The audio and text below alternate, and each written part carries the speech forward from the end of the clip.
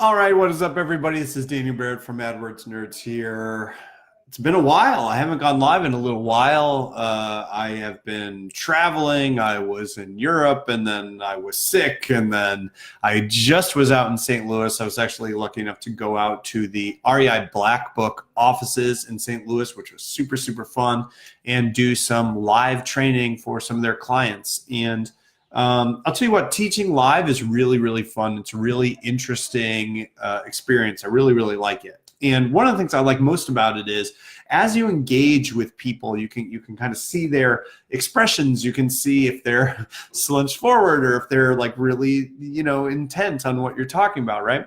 And you get questions live that are sometimes hard to get online. Like if you're doing a webinar, everyone's kind of virtual and, they got to virtually raise their hand. But if you're teaching in front of somebody, you can actually see the expression on their face and you can say like, hey, you look like you have a question right now, right? So a lot of interesting back and forth as I was doing these seminars. And one of the best things about that is that it helps crystallize ideas. So I have these thoughts and ideas like anybody. I'm always engaged in what we do, which is, finding motivated seller leads for investors. And so thinking about that, and you got all this stuff kind of banging around your head. And then when you start working with students live, you start to formulate these things in really interesting ways.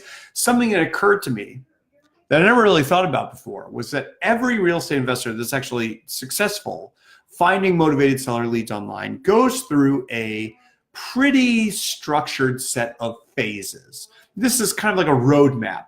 Everybody's got to start at the beginning, and everybody's going to move through every phase, regardless of how fast you do it or how slow you do it or when you do it or how you do it. You're always going to go through these phases, and you're going to go through them in order. And the thing that struck me was that when we see people try to skip the phases, that's when people run into problems. We've had clients that came in and said, look, like I've got a $10,000 budget, and I want to spend as fast as possible, and I want to get deals as quickly as possible, and I want to get leads as quickly as possible, and I want to dominate my market. And they seem like they have everything going for them, and they just don't get success. And it occurred to me that like, the problem is they tried to skip the stages. But then on the flip side, if you've got people with much smaller budgets and much tougher markets, they're newer investors, and they have success, they have significant success, do a significant number of deals online. And I was like, it's because they went through the stages in order. And so everybody does this, but when you try to skip the order, that's when problems start. So let's talk about what these stages are, because I find this really interesting. Now, everybody's got to start from scratch. Everybody's got to create a campaign, right? So this is really like phase one, is when you create your thing and you launch it, right? Everybody's got to do that, regardless of whether you're starting. And then you've got the first, let's say, month, or the first 10,000 impressions, or however you want to measure it. But basically like the first stage of that, right? And that's really just about saying, have we made any major errors? Do we have enough traffic in our market? Do we have the right kind of keyword set up? You can kind of tell if something's majorly wrong, right? If you're setting up your own stuff, this is kind of the phase where you're looking for errors that you made. If you're working with a company, you probably don't have to worry about that, but you're still going to go through a phase of being like, am I in the right market? Is there enough traffic volume here for me, et cetera, et cetera, et cetera. But once you're saying like, okay, you're past that stage, you're basically saying, yes, I have the basics down. I know I'm okay. I know I'm in a market that's going to be all right, whether it's difficult or not, right? At least I have the raw material from which I can create the leads and deals that I need. Then you move into phase two. And phase two is all about getting to at least break even. We call this better than break even at AdWords Nerds. And it's the idea of being like, okay, am I cash flow positive? If I make, let's say, $10,000 on every wholesale deal that I do, clearly if I spend more than $10,000, I'm losing money. And if I'm spending less than $10,000 to acquire that deal, I'm making money, right? It's not complicated. You want to spend less than you make. That's how we know you're making money. Now, in the beginning, if you haven't done a deal yet, right, it's hard to tell that. So you end up estimating. You say like, okay, how many leads do I need to close a deal? How many, how much can I pay for each one of those leads before I break even? So it's like, okay, cool. If I'm paying $100 a lead and I know that I can spend $10,000 and break even before I get a deal, well, then it's 100 I don't know, I'm bad at math, but you can do the math and figure it out, right? So that's essentially what we're doing. When we manage an account for a client, essentially what we're trying to say is, are we coming in below the numbers that we know are their break-even numbers? Meaning, am I acquiring that 10,000 deal at anything less than $10,000?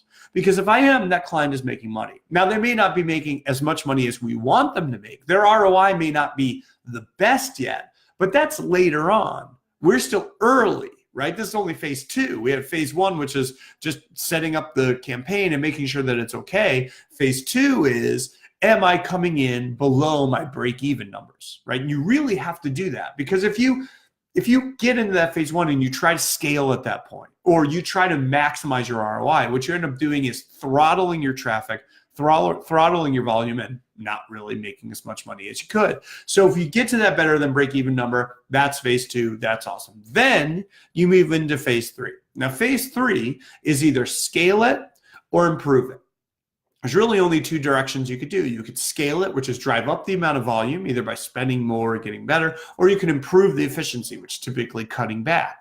And moving between those 2 phases of scaling and cutting back, and scaling and making it cheaper, scaling and making it more efficient. That's a cycle that essentially continues for the entire lifetime of the account. Once you move past those first 2 phases into that either scale or improve phase, well, then you just kind of stay there, because you're always either doing one of those 2 things. You're either trying to get more of what you have, or you're trying to make what you have better. And the problems that people run into are almost always because they try to scale when they're really in phase 1, or they try to make things better when they're really in phase 2, or they try to scale it up, but they never actually made sure that it was cash flow positive. And if you skip out of order, you run into all sorts of problems. But even if you're going slower than you want, if you know you're on the track, if you know you're going through these phases, you know you're moving through these stages in the right order, you can be assured that sooner or later, you will get to where you want to be. Now, I'm not saying it's going to be as profitable as you need it to be, and maybe it's not the best investment for you, right? You may make more money doing something else, which is totally fine. But I do know that if you go through the phases in the right order, you have a much, much, much, much higher chance of success than you do if you jump around. Let me know if that makes any sense. I hope you guys are having an excellent rest of your day, and I will talk to you very soon. Cheers. Bye-bye.